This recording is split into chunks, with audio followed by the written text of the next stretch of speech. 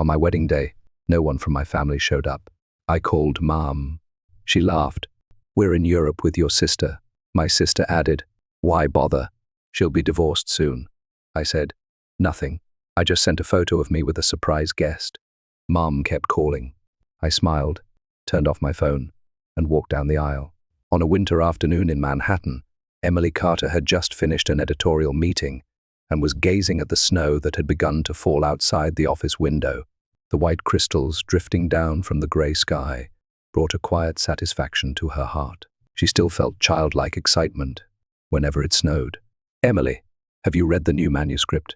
"It's quite good," her colleague Laura interrupted her thoughts. Emily smiled and returned to her desk. She had been working for 10 years as an editor in the fiction department at Harper Publishing, a mid-sized publishing house. It wasn't glamorous, but it was a job she truly loved. "Phone call," Laura pointed.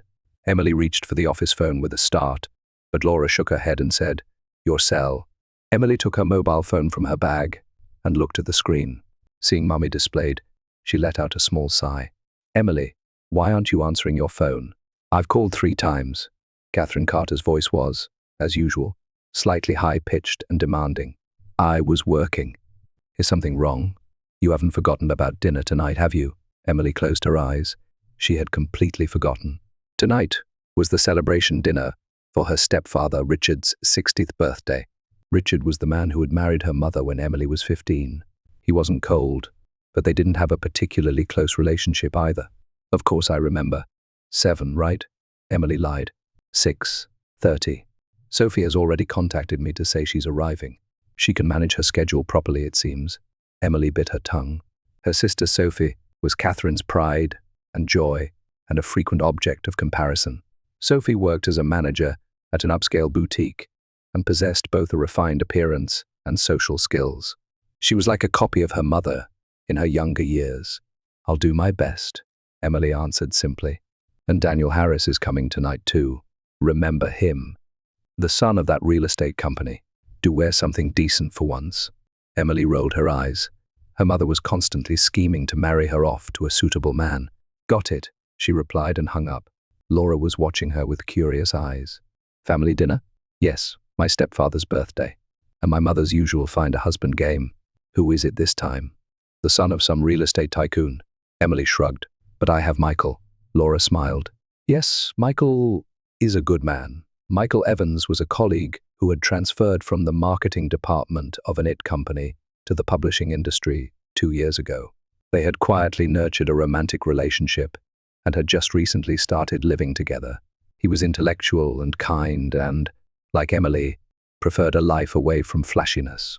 When it was time to leave the office, Emily hurried back to her apartment. Looking through her wardrobe, she considered which outfit might gain her mother's approval. She finally chose a navy blue dress and applied her makeup a little more carefully than usual. She pulled her hair back in a simple style. As she climbed into a taxi, she sent Michael a message. "Heading to a family dinner. Not sure if I'll make it back alive. Love you." His reply came quickly. "Have fun. I'll prepare a special breakfast for tomorrow morning. Love you." Emily smiled. Michael's presence gave her strength to get through the time with her family. When she arrived at Catherine and Richard's luxury apartment in the Upper East Side, where the upper class resided, the party had already begun. When she rang the doorbell, Catherine appeared, wrapped in an expensive dress with perfect makeup. "Finally here." Catherine kissed her daughter's cheek while casting a critical eye over Emily's outfit. "You should have worn something with more color." As she entered, she saw Sophie in a red cocktail dress, talking with a young man. When Sophie spotted Emily, she put on a theatrical smile. "Finally here. Everyone's been waiting." Emily just smiled and said, "Happy birthday, Richard," to her stepfather. He nodded in appreciation and quickly returned to his conversation with other guests. As the evening progressed, Emily positioned herself in a corner of the room, observing her family's performance. Catherine was the perfect hostess, and Sophie was attracting the attention of young men. It was clear what they valued: social status, appearance, and the envious gaze of others. At the dinner table, Catherine seated Emily next to the real estate prince. He went on and on about his company's success stories. Emily just nodded and said, "How wonderful," at appropriate moments. "So, Emily, still working at that little publishing house?" Sophie asked, in a sarcastic tone. Yes, we published 3 bestsellers this year, Emily answered quietly. But isn't it time you started thinking about real life? Catherine interrupted. Marriage and family. At your age, you don't have much time left. Emily took a deep breath. Actually, I have something to tell you. On a Saturday morning, when spring sunlight brightly illuminated their Manhattan apartment, Emily and Michael sat with their wedding preparation list. 3 months had passed since their engagement announcement, and only 2 weeks remained until the wedding. Catering confirmed, flowers decided, just the final guest list, Emily said, checking items off with a pen. Michael placed his hand on her shoulder. Any response from your family? Emily let out a small sigh.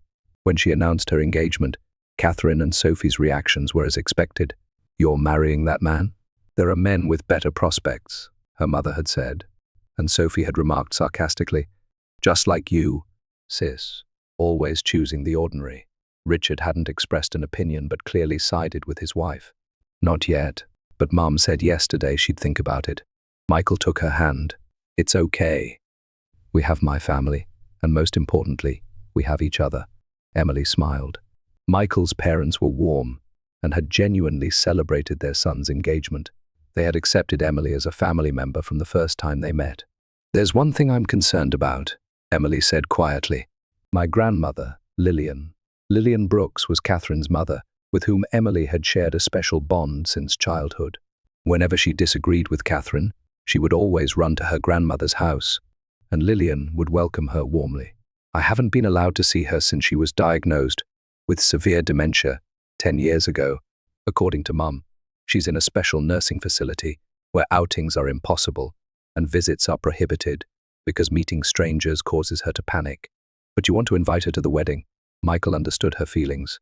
Of course, but Mom adamantly refuses to allow it, no matter how many times I ask. She keeps saying it's impossible. Emily stood up and took an old album from the shelf. It showed teenage Emily smiling with an elegant, white-haired woman. Lillian had lived in a spacious old mansion in the suburbs of Boston, managing it alone since her husband's death. She was cultured, loved the arts, and knew how to enjoy life. Grandmother was someone special to me. She was the only one who recognized my worth. She always told me, Emily, follow your heart. Michael looked at the album photos and said, she seems like a wonderful person. The phone rang, and Emily picked up the receiver. Hello, Emily. I'm sorry, but I can't make it to the wedding. Meeting next week. Catherine's voice came through. Something urgent came up. Emily tried to hide her distress. What kind of urgent matter? Sophie got promoted. We need to celebrate. Besides, haven't you done enough wedding preparation already? After hanging up, Emily sank into the sofa. Mom won't help with the wedding preparations. Michael sat next to her and put his arm around her shoulders. You have Laura, and my mother would be happy to help too. That night, Emily's smartphone rang. It was a message from Rachel, a former colleague from the publishing house. Emily, you might not believe this, but I happened to see your mother and sister in Paris. They were relaxing at a cafe near the Eiffel Tower. I took a photo, so I'm sending it to you. The attached photo clearly showed Catherine and Sophie toasting with champagne glasses at a Paris cafe, smiling. Emily's hands trembled. Michael, she showed him the photo. Anger flashed across Michael's face. They're in Europe now, but on the phone she said something urgent. Emily instinctively picked up her mobile phone and dialed Catherine's number. After a long ring, she finally heard her mother's voice. Emily, it's the middle of the night. What do you want? Catherine's voice was irritated. Mum, where are you? Emily's voice was calm. After a moment of silence, Catherine answered, Paris. We're on a European trip to celebrate Sophie's promotion. And my wedding? Oh, didn't you know? We're planning to return after the wedding. This was the only time Sophie could take a vacation. Emily was speechless. Catherine had confessed without any guilt that she would not be attending the most important day in her eldest daughter's life. Let me talk. Sophie's voice was heard in the background, and soon she was on the phone. Sis, why are you making such a fuss? Why should we waste time on a marriage that will probably end in divorce soon, anyway? Tears welled up in Emily's eyes. Her heart froze at these cold words from her own sister. Fine. Enjoy your trip, she said and hung up. Michael held her tightly. I'm sorry, Emily, it's okay, she said quietly. Actually, I expected this. That's why I chose my own life. However, Late that night, Emily cried quietly alone in bed. Her family's betrayal, although expected, left a deep wound in her heart, and her thoughts turned to her grandmother Lillian, whom she had not been allowed to see for 10 years. "Grandma, if only you were here now." Suddenly a thought occurred to her. Now that Catherine was in Europe, wasn't this a chance to visit Lillian? Catherine had always refused to reveal the name or location of Lillian's special care facility, citing the reason to avoid stimulation, but her friend Lisa, who was a lawyer, might know a way. Emily jumped out of bed, determined to contact Lisa tomorrow. Could she visit Lillian and invite her to the wedding? It might be a reckless idea, but right now, she needed the hope of reuniting with her grandmother. "Grandma, I will come see you," Emily whispered to the starry sky outside the window, "and I'll tell you everything that's happened during these 10 years we couldn't meet." On the morning of the wedding day, sunlight streamed through the window of Emily's Manhattan apartment, filtering between the high-rise buildings. The wedding dress hung on the door, its white fabric gleaming in the morning light. Emily sat on the bed, staring at the mobile phone in her hand. There had been no contact from her family. Michael had stayed at the Brooklyn hotel, where the wedding would take place since the previous evening, saying, "It's unlucky to see the bride before the wedding," as he wanted to honor tradition. An hour later, her best friend and maid of honor, Laura, arrived. "Good morning, bride." "The day has finally come," Laura said brightly, entering with a large makeup bag. "Thank you for coming," Emily smiled, but her eyes looked a little sad. Laura noticed her friend's expression and sat down beside her. "Thinking about your family?" Emily nodded. "I never thought I'd be walking down the aisle alone." "You're not alone. Michael's father said he'd be happy to walk with you, remember?" "Yes," Emily smiled. Michael's father, Thomas, was a kind man who quickly treated Emily like a daughter, but I still wish I could have seen Grandma Lillian. Last week, with the help of her lawyer friend Lisa, Emily had tried to locate Lillian. However, Catherine had become Lillian's legal guardian, making it difficult to obtain information about the facility. "It'll work out," Laura said when Emily's phone rang. It was from an unknown number. "Hello, is this Miss Carter?" "Miss Emily Carter?" A gentle female voice came through. "Yes, it is. This is Nancy Johnson, from Riverside Care Center. I'm calling about your grandmother, Lillian Brooks." Emily's heart leaped. "My grandmother? Is something wrong?" "No, your grandmother is fine. It's just that she's been insisting on going out this morning. She says she wants to attend my granddaughter's wedding." Emily was speechless. Laura looked at her with concern. "But according to our records, there's no mention of your wedding today, and we've been instructed by Miss Catherine Carter not to allow any outings that might confuse Lillian." Emily took a deep breath. "Where is the facility located?" "In Manhattan's Upper West Side, West 79th Street." Emily noted the address and promised to come right away. After hanging up, she explained the situation to Laura. "You're going now? The wedding is at 4. "Oh," Laura was surprised. "I have to go. I haven't been able to see my grandmother for 10 years. This might be my last chance." Laura sighed but smiled. "All right, I'll come with you." They cancelled their appointment with the makeup artist and jumped into a taxi. Emily's heart was pounding. For 10 years, Catherine had insisted that Lillian had severe dementia and that outings and visits were impossible, but judging from the nurse's words, Lillian seemed to have enough awareness to remember her granddaughter's wedding and request an outing. Riverside Care Center was in a quiet location overlooking the Hudson River. It looked more like a luxury retirement home than a special nursing facility. When Emily and Laura gave their names at the reception, a staff member appeared with a slightly weary expression. "Miss Carter, you're not on Lillian's visitor list. I am her granddaughter. I haven't seen her for 10 years, but today is my wedding day. Please let me see her." Emily's voice trembled, but was full of determination. "Please wait a moment." The woman left her seat and began consulting with someone who appeared to be her superior. "I hope this works." Laura squeezed Emily's hand. After a while, a middle-aged man approached them. "Miss Carter, I'm David Clark, the manager of this facility.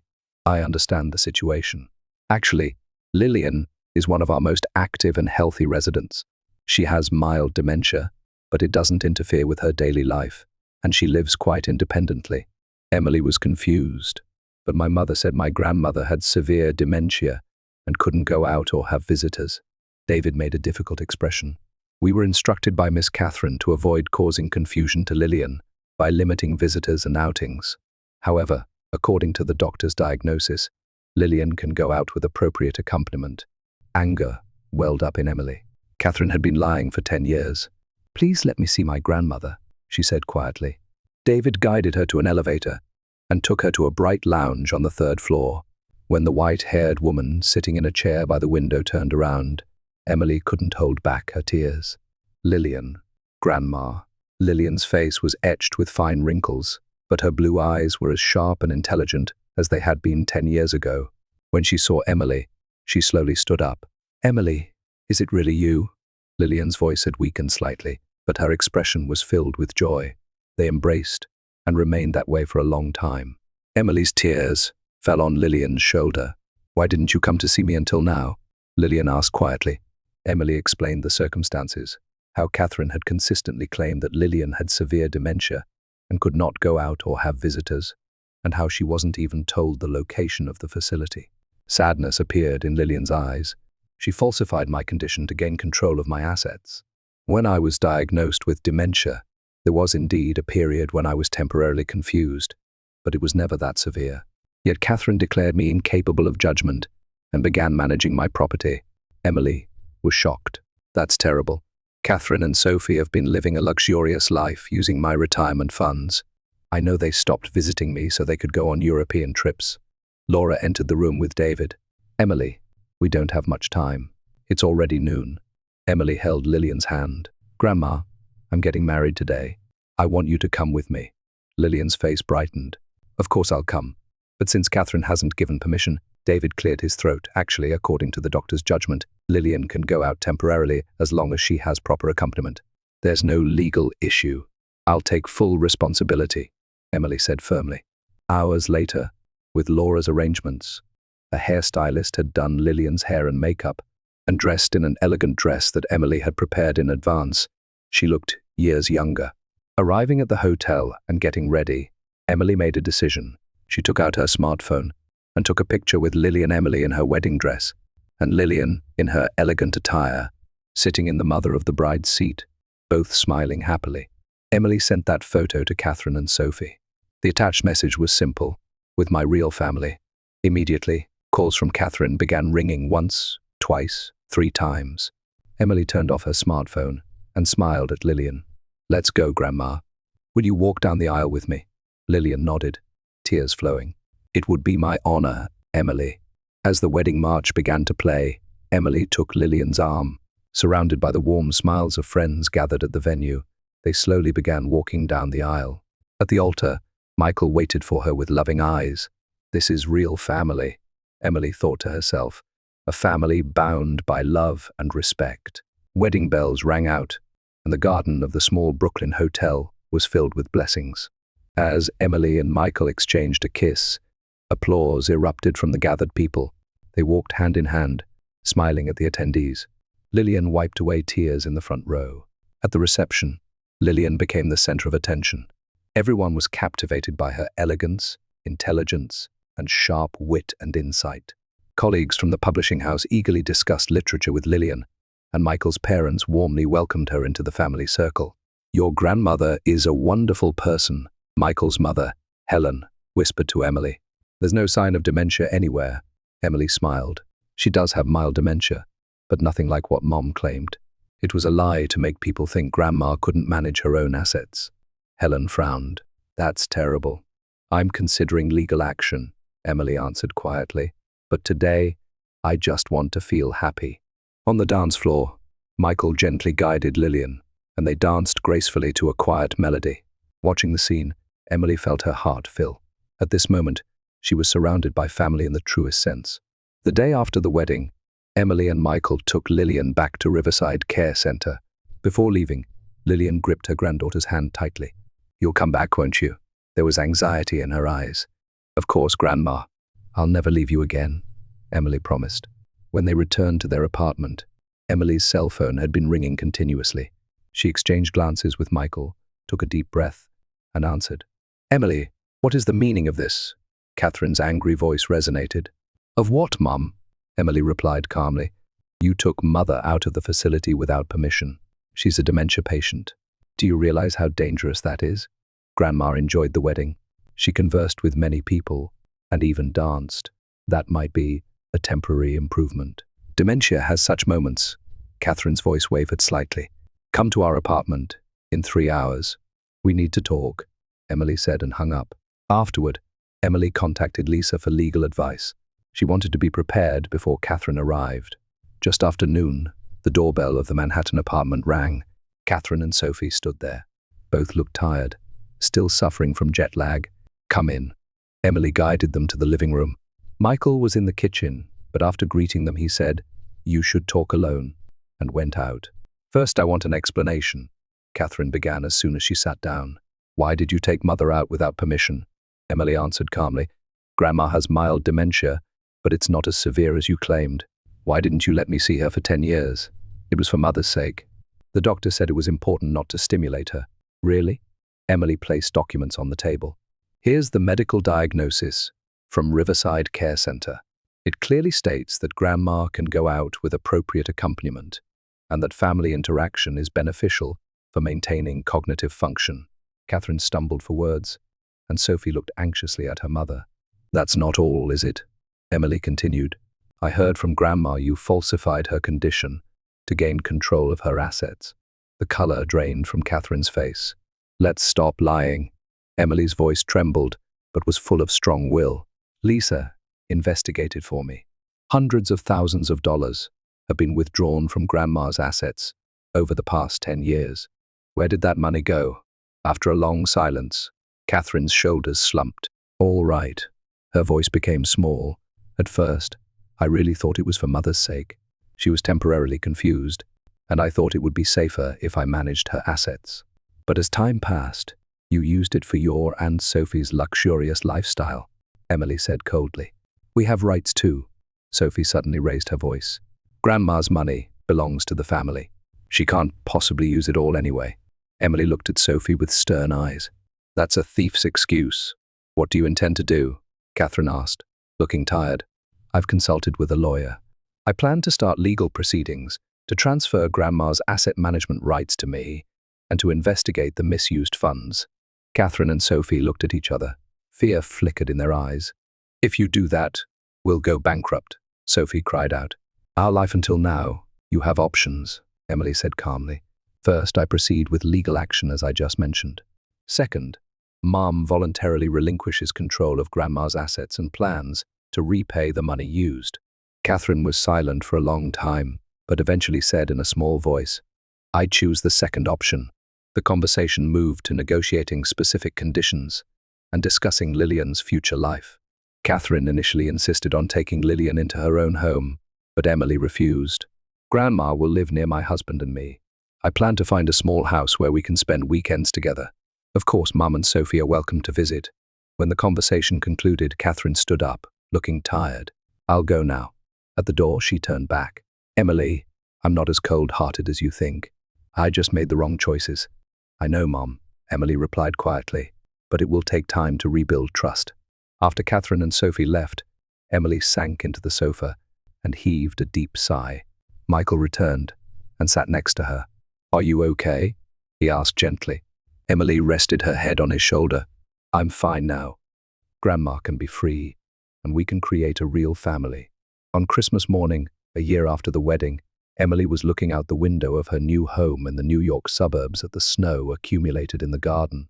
She and Michael had purchased a house in this quiet residential area 6 months ago and moved from Brooklyn.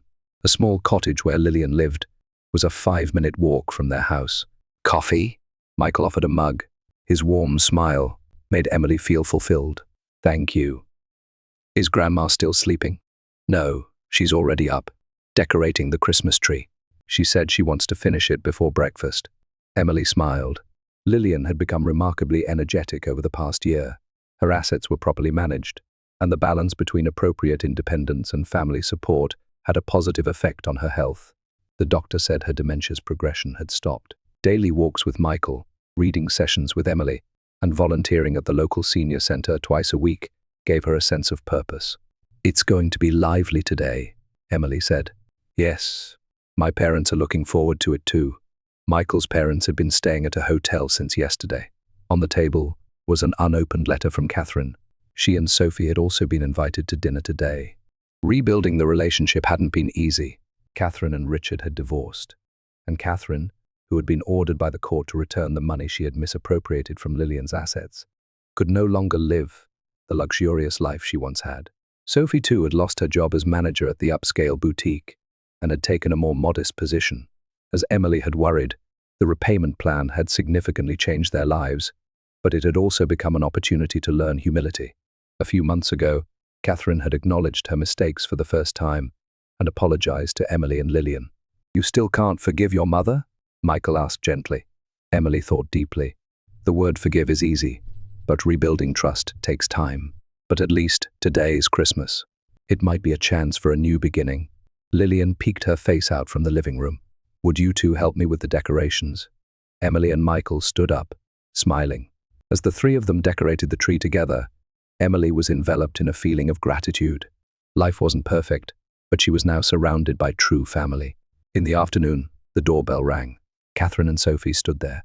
Neither was dressed in the flashy clothes they once wore, but in simple, subdued outfits. Catherine held a small present in her hand.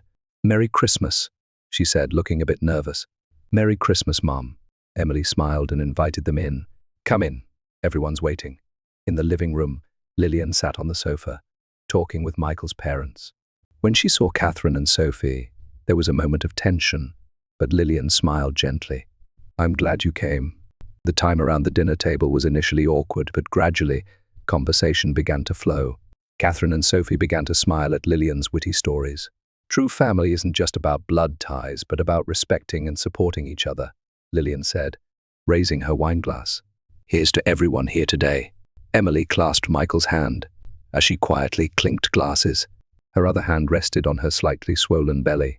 She hadn't told anyone yet about the new life growing inside her. She planned to announce it tonight at this family gathering.